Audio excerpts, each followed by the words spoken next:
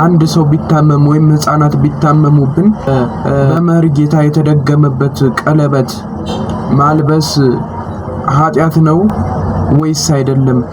በእግዚአብሔር ይህንን ያስደረጋችሁ ወይም ልታስደርጉ ያሰባችሁ ወይም ደግሞ ስለዚህ ጉዳይ ማወቅ የምትፈልጉ ሙሉ የሆነ መረጃ እንዲኖራችሁ የምትፈልጉ ሰዎች በሙሉ ቪዲዮውን እስከ መጨረሻው በማየት እንድታውቁ እንድትገነዘቡ ልነግራችሁ ፈልጋለሁ። ሰላም እንደምን አላችሁ? ሰላም ናችሁ? እኔ ጋር እግዚአብሔር የተመሰገነ ይሁን። እናታችን ቅድስት ድንግል ማርያም በመልጃ በጸሎቷ በቃል ኪዳኗ እየጠበቀችኝ እዚች ሰዓት ደርሻለሁ። እንግዲህ ዛሬ በዚህ ቪዲዮ እንደነገርኳችሁ የምናየው ከባድ ርዕሰ ጉዳይ ነው። እንግዲህ ልጆቻችን በተለያየ አጋጣሚ ሊታመሙ ይችላሉ። እንደነገርኳችሁ ጥርሳቸውን ማንቀጫቀጭ ሊሆን ይችላል፣ አልጋቸው ላይ ሽንት መሽናት፣ መቃዠትም ሊሆን ይችላል። ሌሎችንም ብዙ ከባድ አይነት ጠባያቸው መቀየር፣ ይሄ ሁሉ በሽታዎች የእውነትም ያጋንንት ናቸው፣ ያጋንንት ባህሪ ናቸው እና ለነዚህ ነገሮች መፍትሄ ፍለጋ አንዳንድ ሰዎች አድርገን ተጠቅመንበታል። እንዴ የኔ ልጅ እኮ ሄዳነች በዚህ መልኩ ነው፣ አንቺም ሂጅና ማያውቃቸው መርጌታ አሉ እነሱ ጋር ሂጅና አስደግሚበት። ይሄ እኮ በቤተክርስቲያናችን የተፈቀደ ነው። ምክንያቱም ቤተክርስቲያን የሚያገለግሉት መስቀል የያዙት ሻሽ የጠመጠሙት አባት እኮ ናቸው የሚሰሩት ብለው የሚናገሩበት ሁኔታ አለ እና ይሄ ነገር ልክ ነው አይደለም የሚለውን ስናይ በእርግጥም እንዲህ አይነት ምልክቶችን ስናይ ከአጋንንት የመጡ በሽታዎች ምልክቶች ናቸውና ልጆች እንዲታመሙ ጠባያቸው እንዲቀየር ያደረጋቸው አጋንንት ሰይጣን ነው። መወገድም አለበት አዲስ ባህሪ ስለሆነ ማለት ነው።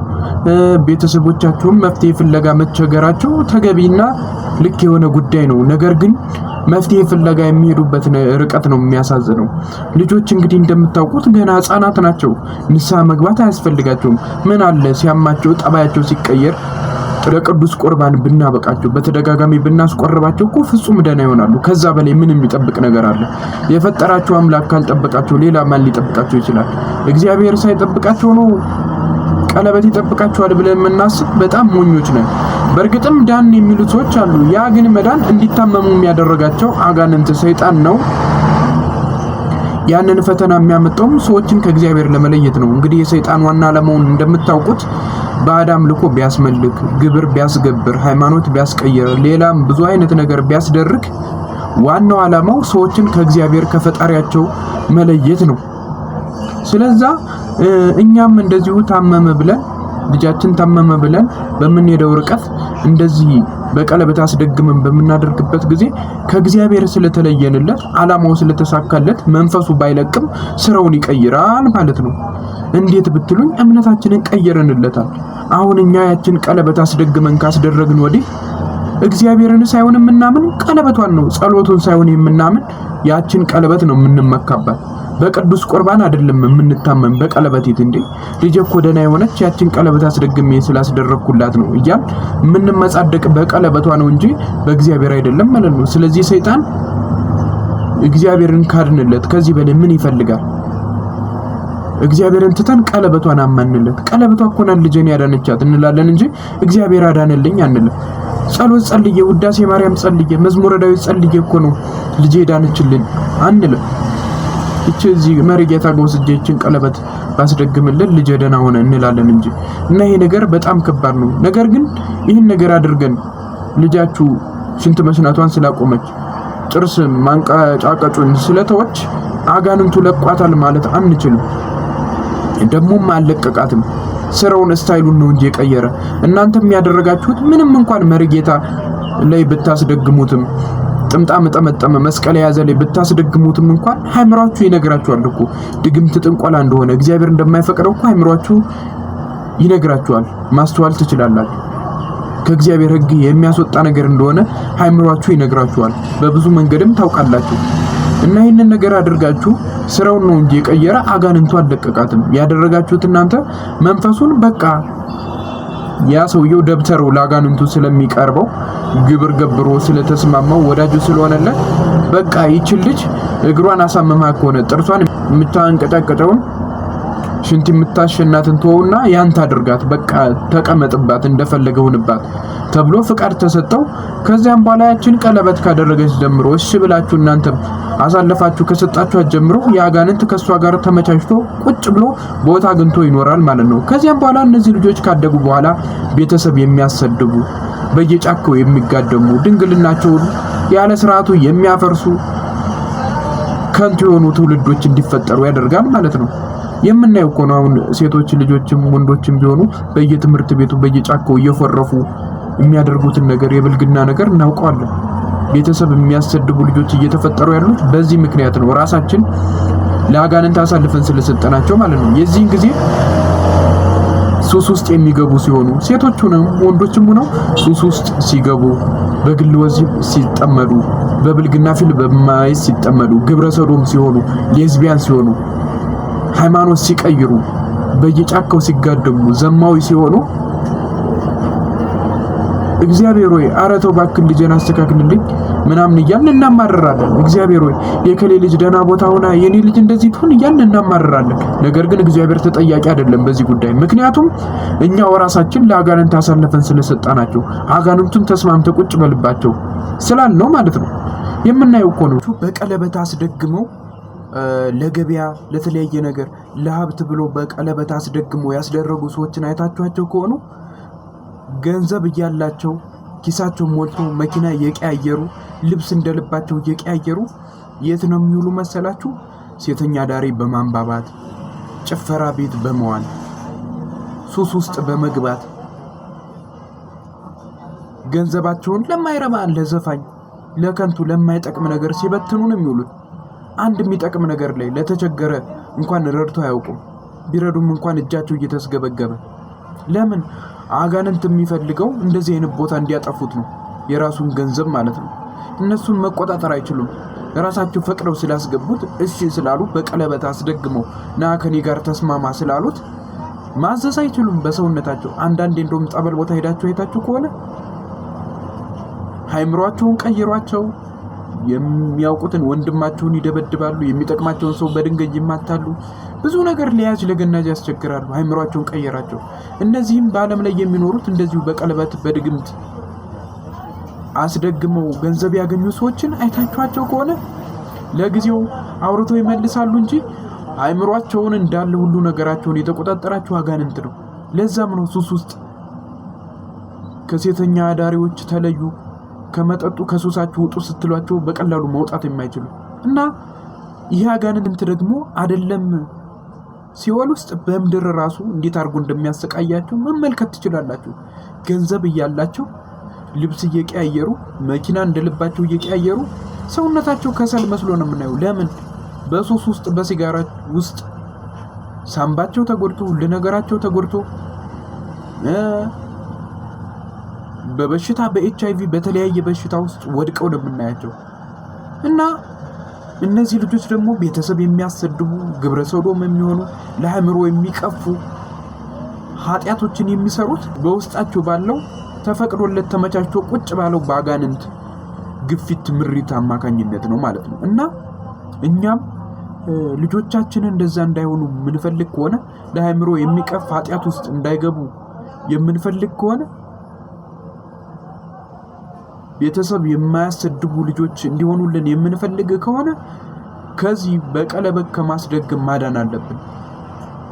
ወይም ደግሞ በጓደኛ ምክር በተለያየ መልኩ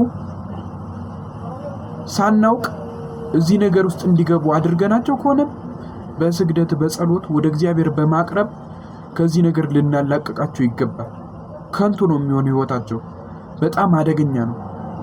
በጣም ከባድ ነገር ነው። አጋንንትን ያዋረሳቸዋቸው እነዚህን ድግምት ጥንቆላ የሚሰሩትን በቀለበት ላይ የሚደግሙ አገልጋዮችን መርጌቶችን ደብተራዎችን ደግሞ ስትጠይቋቸው አያባቴ ይሄ ነገር ኃጢአት ነው እንዴ? ይሄ ነገር በቤተ ክርስቲያን ይፈቀዳል? እግዚአብሔር ይፈቅዷል እንዴ ስትሏቸው አይ ልጄ ይሄ እኮ ምን በቤተ ክርስቲያን የተፈቀደ እኮ ነው። በመጽሐፍ ቅዱስ ላይ እኮ እነ ኢዮብ እነ ሰለሞን ያደረጉት እኮ ነው። ይሄ እኮ ኃጢአት የሚሆነው ሰው የምንገልበት ከሆነ ሰዎችን በሽተኛ የምናደርግበት ከሆነ ነው እንጂ ሰዎችን ለማዳን ለገበያ ለመስተፋቅር ለመዋደድ ከሆነ እኮ ምን ችግር አለው ብለሽ ነው? ይሄ እኮ ከአባቶቻችን የመጣ ጥበብ ነው፣ እግዚአብሔር የገለጸው ጥበብ እኮ ነው ብለው በመጽሐፍ ቅዱስ አጋንንትን፣ ድግምትን፣ ጥንቆላን ሲሰብኩ እንመለከታለን። ይሄ ግን ፍጹም ስህተት ነው። እና ታዲያ የተፈቀደ ከሆነ ለምን እነ ተክለ ሃይማኖት ይህን ነገር አድርገው አልተጠቀሙበትም? ታዲያ እነ ተክልዬ በስግደት በጾም በጸሎት ነው ክንፍ አውጥተው ከመላእክት እኩል ሊሆኑ የቻሉት። ሌሎችንም ብዙ ታምራትን የሰሩት፣ ሙታንን ያስነሱ፣ በሽተኛ የፈወሱ፣ አጋንንትን ያስወጡ በስግደት በጸሎት በጾም በቅዱስ ቁርባን ወደ እግዚአብሔር በመቅረብ ነው እንጂ በድግምት በጥንቆላ ቀለበት ላይ በማስደገም አይደለም። ይህን ነገር ልናስተውለው ይገባል። የሚጻፍበት እኮ የእግዚአብሔር ቃል ነው ሊሏችሁ ይችላሉ። ነገር ግን የእግዚአብሔር ቃል አይደለም፣ የአጋንንትን ስም ነው የሚደግሙት።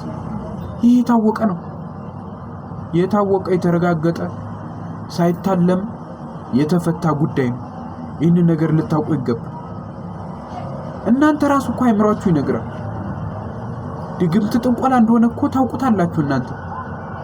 ስለዚህ ይህን ነገር ልናስተካክል ይገባል። አባቶቻችን ያስተማሩን፣ ለምሳሌ የላሊበላ ዘመድ የሆነው ናኩቶ ለአብ ጻድቁ ናኩቶ ለአብ ልጅ ወለደ። ከዚያም ስለ ልጁ ሱባኤ ያዘለት።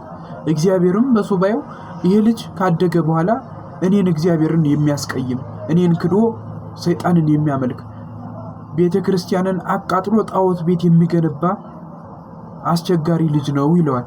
አይ ጌታዬ ወይ ይሄ ልጅ አድጎ አንተን አስቀይሞ ሰይጣንን አምልኮ ሲኦል ከሚገባ ዛሬውኑ ቅሰፍልኝና አንተ ለኛ ስትወለድ ሄሮድስ ካስገደላቸው ሕፃናት ጋራ ከነ ሕፃኑ ቂርቆስ ጋራ በገነት በደስታ ይኑርልኝ ብሎ ጸለየ። ያም ልጅ በቃ ታመመና ሞተ። ከዚያም በኋላ ገነት ውስጥ በደስታ ሲቦርቅ ከፀሐይ 7 እጅ አብርቶ ተገለጸለት። ልጁም አባቴ ሆይ አመሰግናለሁ፣ ሲኦል ከመግባት ስላደንከኝ አመሰግናለሁ ብሎ አባቱን ሲያመሰግነው በገድሉ ላይ ተጽፏል። ስለዚህ ከአባቶቻችን መማር ያለብን ይህንን ነው። ልጆቻችንን ቤተሰቦቻችን ታመሙ ብለን ለአጋንንት ከምናስረክባቸው፣ አጋንንትን ከምናዋርሳቸው፣ በድግምት በጥንቆላ ከምንተበትባቸው ቅዱስ ቁርባን ተቀብለው ወደ እግዚአብሔር ቀርበው ቢሞቱና ገነት መንግስተ ሰማያት ቢገቡ ይሻላል። ይህንን ማወቅ አለባችሁ። እንዴ በድግምት በጥንቆላ ለአጋንንት አዋርሳችሁ ብታኖሯቸው ቤተሰብ የሚያሰድቡ ለእናንተ የማይጠቅሙ ልጆች ናቸው የሚፈጠሩት እና ይህን ዋጋ እንከፍላለን። በኋላ እኮ ይቆጫችኋል። ካረጋችሁት በኋላ እኮ ምን አለ ይህን ነገር ባላረገው፣ ያ ልጅ የነገረን ነገር እንደው ልክ ነው እንዴኔስ ብላችሁ የምታስተውሉበት መንገድ ይመጣል። ታውቃላችሁ እኮ እናንተ ይህን ነገር ያደረጋችሁ ሰዎች እስኪ ተመልከቱ። ልጆቻችሁን እስኪ ይዩዋቸው። ካደጉ በኋላ ምንድን ያሉ ምን ሲያረጉ ነው የምትመለከቷቸው? በጎን የሚያረጉትን ታውቃላችሁ።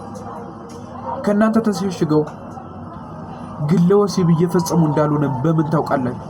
በብልግና ፊልም ሱስ ተጠምደው እንደሆነ በምን ታውቃላችሁ? ሌዝቢያን ግብረ ሰዶም መሆናቸውንና አለመሆናቸውን በምን ታውቃላችሁ? እስቲ ቸክ አድርጉ። በየጫካው ሲጋደሙ አለመዋላቸውን በምን ታውቃላችሁ? ሲያድጉ በኋላ ደግሞ ሃይማኖት እንደማይቀይሩ በምን እርግጠኛ ናችሁ? ይህን ነገር አስተውሉ ቤተሰቦች፣ ዋጋ ትከፍሉበታላችሁ።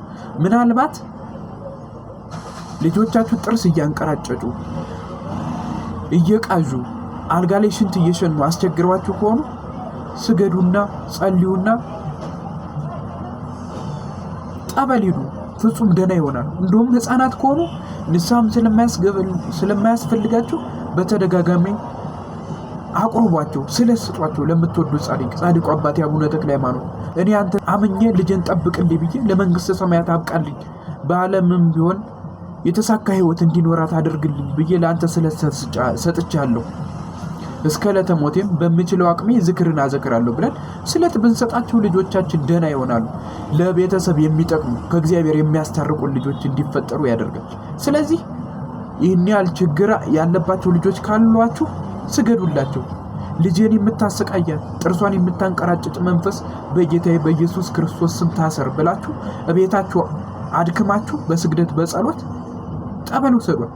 የዛኔ እቤት እንዳይቀመጥ ስላሰራችሁት ወደ ሌላ ቤተሰብ ወደ አባት ወደ እንዳይቀመጥ ስላሰራችሁት አብሮ ጠበል ይገባል፣ ፍጹም ደህና ይሆናል። አንዳንዶቻችን እኮ እናውቀዋለን ብዙ ኃጢአት ሰርጠን አጋንንት እንዳለብን አጋንንት ሊኖር እንደሚችል እያወቅን ጠበል ስንጠመቅ ግን ሌሎች ሲለፈልፉ መንፈሱ ሲያዝላቸው የኛ ይያዝም። ክፉ ስራ እንደሰራን አጋንንት እኛ ጋር ሊኖር እንደሚችል እኮ አእምሯችን ያውቋል። ነገር ግን እዛ ይያዝልን እና በዚህ እኛ ጋር መንፈስ የለም እያልን እንመጻደቃለን። አይደለም፣ መንፈሱ በቤት ቁጭ ብሎ እየጠበቃችሁ ነው። ወደ ቤት ስትመጡ መልሶ ያው ችግራችሁ ይመጣል። በዚህ ምን ሰይጣን ምን ይጠቀማል መሰላችሁ? እንዴ ጠበል አያድንም እንዴ እያልን እግዚአብሔርን እንድንክድ እንሆንለታለን። የእሱ እንድንሆንለት ያመቻችልናል ማለት ነው። ስለዚህ ምን ማድረግ አለብን? እቤታችን በመስገድ በመጸለይ መንፈሱን በማሰር በጌታ በኢየሱስ ክርስቶስ ስም ልጄን የምታሰቃያት ርኩስ መንፈስ ታሰር፣ ወዲያ ወዲህ እያልክ እንዳታስቸግር ብላችሁ ካደከማችሁት በኋላ ጠበል ስትሄዱ ልጃችሁ ፍጹም ደህና ትሆናለች። እናንተም ችግር ካለባችሁ ደህና ትሆናላችሁ። እና እግዚአብሔር ላይ መፍትሄ አለ። የግድ ዋጋ ካልከፈልን ነው የምትሉ እንዴ? በእጅ ያለ ወርቅ ከመዳብ ይቆጠራል ነገር ሆኖብን ነው እንጂ እኮ እዛ መሪጌታ ላይ መፍትሄ ፍለጋ ስንት ብር ነው የምንከፍል? እስቲ አስተውሉ። ስንት ብር ነው የምትከፍሉት? እስቲ ለእግዚአብሔር ትንሽ 10 ብር ተስላችሁ እስቲ እግዚአብሔርን ጠይቁት። እማያድን ከሆነ እስቲ ሄዱ፣ ችግር የለውም። እስቲ እግዚአብሔርን ጣም ቅመሱት። እግዚአብሔር እንደማያድንና እንደሚያድን እስቲ ወቁት። እግዚአብሔር ያድናል። ንጹህ የሆኑ ልጆቻችሁን ለአጋንንት አታስረክቡ።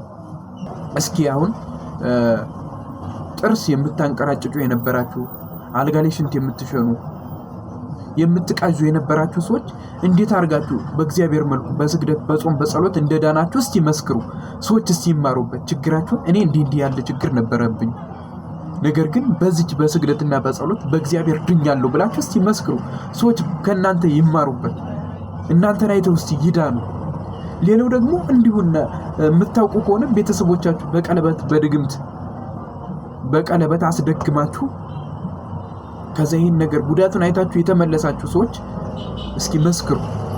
እና ይህን ነው ልነግራችሁ የፈለኩት። እግዚአብሔር ማስተዋሉን ይስጠን፣ ከድግምት ከጥንቆላ ከአጋንንት አሰራር ያድነን፣ የሰማነውን በአእምሯችን ያሳድርብን። እግዚአብሔር ከሁላችን ጋር ይሁን። ሰላም ሁኑ። ሰብስክራይብ በማድረግ ቤተሰብ ሁኑ። በቀጣይ በአሪፍ ቪዲዮ እመጣለሁ።